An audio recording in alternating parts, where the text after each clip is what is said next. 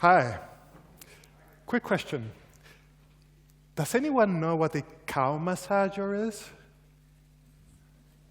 This year. That's a cow massager. It's comprised of an electrical motor with a shaft and some nylon fibers that rotate. So when the cow approaches, it gives them a massage. As you can see, it makes a cow happier. That leads to them being more relaxed. In turn, we end up having more healthy cows producing better quality milk. And, very interesting, more milk. How much? Roughly about 4% more milk production. That means if you're a farmer and you want to produce, let's say, 800 gallons of milk per day, instead of requiring 100 cows to produce that amount, you would, just with 96, you're fine. You don't need any more. You can save on 4 cows. You're increasing your productivity. In case you ever wondered, some facts about cows. They produce about the equivalent of 2.4 tons, metric tons, of global warming gases, of CO2.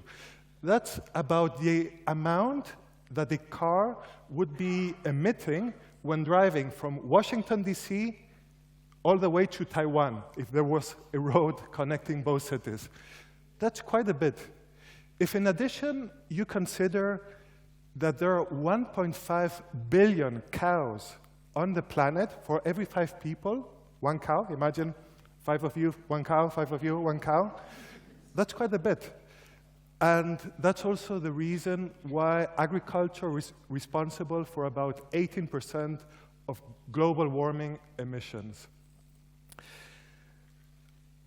But let's not talk for a second about the environmental impact. What about, again, the economic part? 4% of extra production, that in many farms, that could be the difference between keeping the farm working or having to shut down. So why are not all farmers, at least in developed countries, having cow massagers in their farms? Why are they not waiting in line for the manufacturer to come out with the latest model in blue and pink colors? Well, there's a very simple reason. In most cases, farmers simply do not know that this technology exists. And if they do know, they don't have sufficient information of knowing really the advantages, including the economic advantages. And this is just one example of how lack of adequate, proper information makes the cows, the planet, people, businesses miss out on very valuable opportunities for everybody. As an architect, having specialized in sustainability for about 20 years, this has been so frustrating to see all around me, buildings, be it skyscrapers, small houses, go up and not meeting, from my perspective, to the potential that they could have in terms of economic, environmental, and social benefit to the homeowner, to the planet, etc. Very frustrating. But then I wondered, okay, what can I do myself to try to remediate or at least contribute to a certain, even a small amount to help, improve this situation? And, well, very long story short, I ended up creating a webpage called sustpro.com, as in sustainable professional, but sustpro.com, the short version.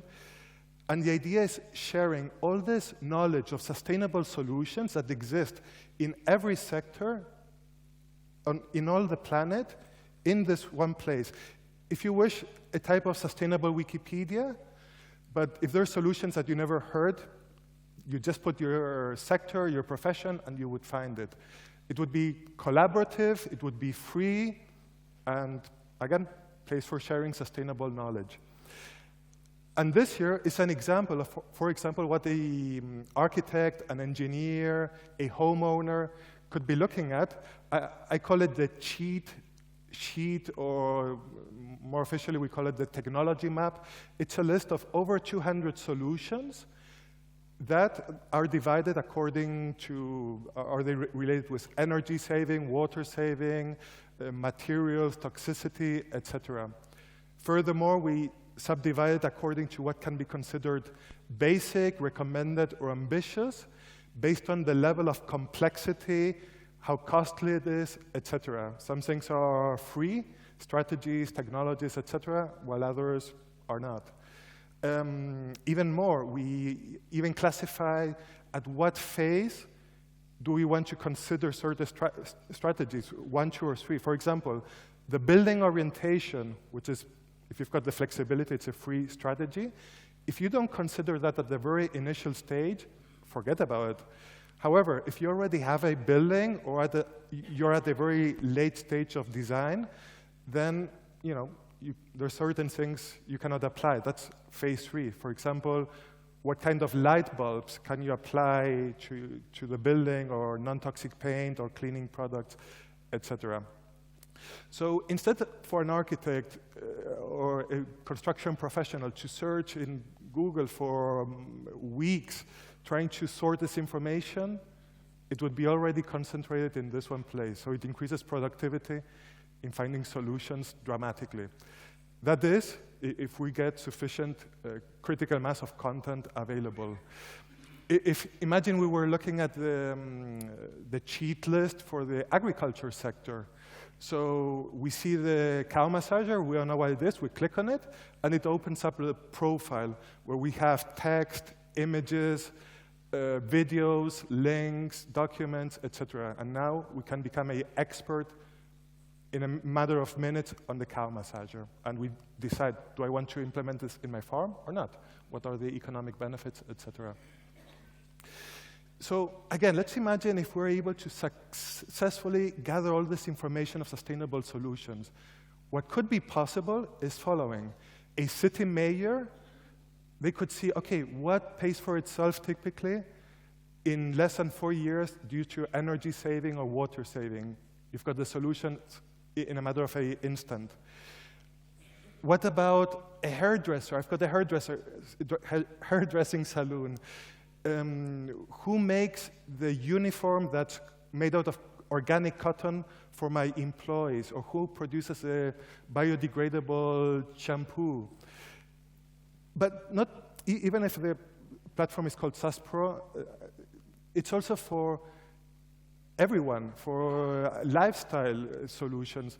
If you're a dad or a mom, you've got a toddler, where can I find who makes non-toxic toys for my toddlers, for my kids? Where can I find an MBA program where I can enroll that's got a sustainability component to it? I want to go in a tourism trip. I want to enroll one. Again, who does sustainable tourism? Or maybe imagine there's a PhD student in Hong Kong, and they've been researching and developing this low radiation antenna that can be applied in a mobile phone, but nobody knows of them. So all of a sudden, it's a small piece of the puzzle that can contribute towards creating a more sustainable mobile phone. And perhaps one of the big manufacturers says, hey, I want to have you in our team, and let's create better mobile phones. Or maybe you're a contractor. You've got all these employees working for you, and wouldn't it be great if you would be able to provide them ergonomic tools to help their health, so, be more productive and prevent any possible lawsuits where the employer says, oh, my boss didn't give me the adequate tools, I will give a lawsuit, and you lose money.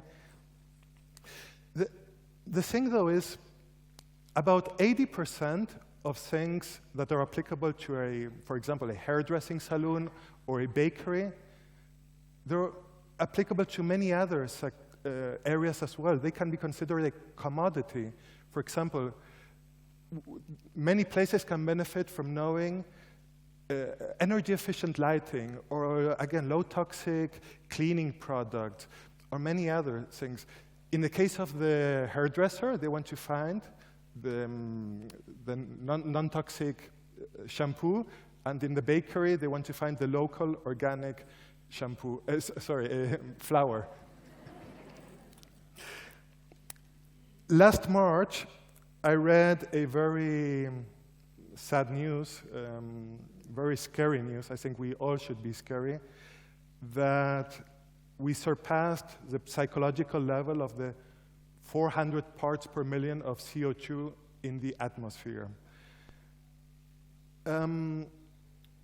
Since the Industrial Revolution, human beings, we've been releasing the carbon that took millions of years to accumulate and got stored underground. Just like that, 200 years, in terms of geological time references, it's nothing. We're just releasing it. And obviously, that's going to have an impact, and it is. Yesterday, I read that the ice in Greenland has started melting 2 weeks earlier than ever before recorded. You know, like how millions of years ago you got this meteorite hitting this part of Mexico, and dinosaurs, you know, bye-bye dinosaurs? That occurred because the meteorite caused the atmosphere to change in its composition. And in a matter of few days or weeks, well, the result was devastating. Again, what we're doing right now, from my perspective, is we're kind of creating an artificial meteorite that's very quickly changing the composition of the atmosphere. Right now, we're investing so much money and resources in developing high-tech solutions, electrical cars, wind turbines, solar panels. No question, those are fundamental. We need to develop those further.